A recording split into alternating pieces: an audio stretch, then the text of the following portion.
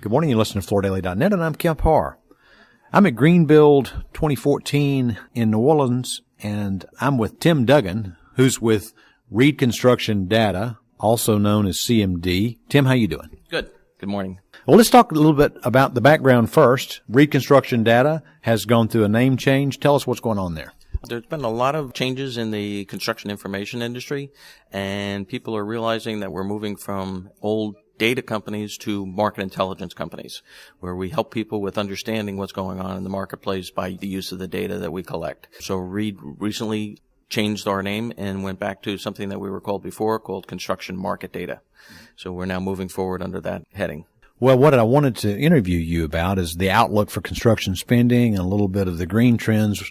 We'll get to that in just a minute. But I remember, I think Greenbuild last year in Philadelphia, or maybe the one before that, you had a major presence on the show floor, and I think you were introducing a Cubis product. Is that right? Correct. And Cubis was the first pass at providing a web-based internet service where people could look into specifications and actually track trends of material products on construction project specifications.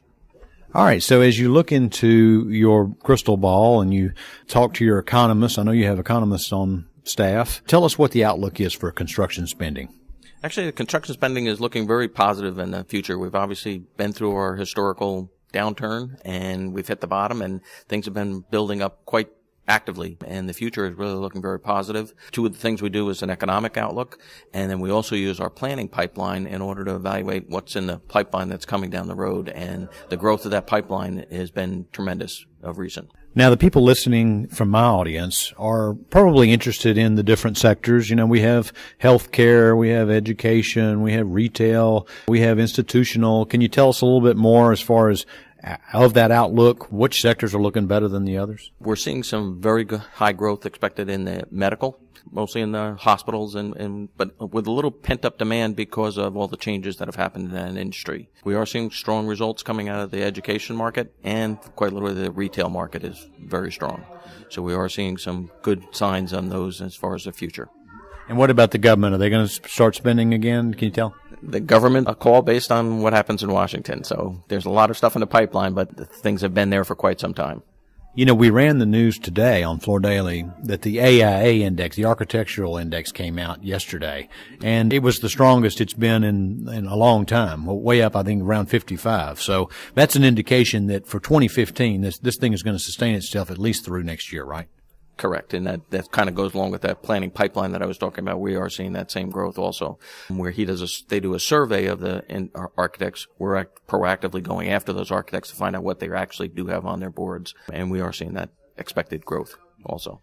Can you tell us from a percentage standpoint how much stronger 15 might be versus 14? We're just putting together our newest Q4 forecast. Back in Q3, we were looking at probably a 10 to 15% growth across the board in all commercial construction for 2015, getting indicators that our Q4 is going to be even more positive than that.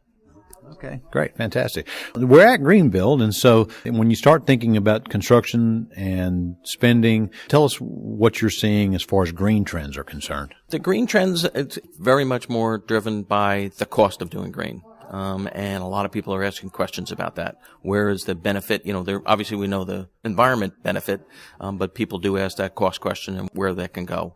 So we are doing a lot of tracking of that information and trying to help people understand where that activity is taking place so that manufacturers know which kind of products are getting the most activity in green. That's the age-old question, isn't it? I mean, green sounds good, and it's the right thing to do, but will people actually pay for it? And so do you have any intel in what areas people are willing to pay for it? I mean, obviously, I'm sure solar panels and insulation and things like that. Do you have any other input? Actually, a lot of it is driven by the requirements for VOC and things of that nature, where they want these kind of requirements met for building the buildings, and project specifications now are directing builders and people that when you use products, they have to be green based so that they are good for the environment. All right, so green, you're talking about indoor air quality then, aren't you? Correct. Yeah, I think most of the impact that we're seeing from a project specification basis is in that area. Tim, I know that a lot of people probably subscribe to your data, and so if people want to get more information specifically about the outlook for construction spending, where can they go? You can come to our website or to our booth here at Greenbuild. We have a lot of new products that are helping people identify just those trends in the marketplace, from our starts data to our spend data to our new application for contractors called Bid City. And what is your URL for your website? www.cmdgroup.com. Okay, great, Tim. It's good to talk to you. Again, been talking to Tim Duggan, who is Director of Custom Solutions for CMD, formerly Reed Construction Data, and you've been listening to Kemp Harr and FloorDaily.net.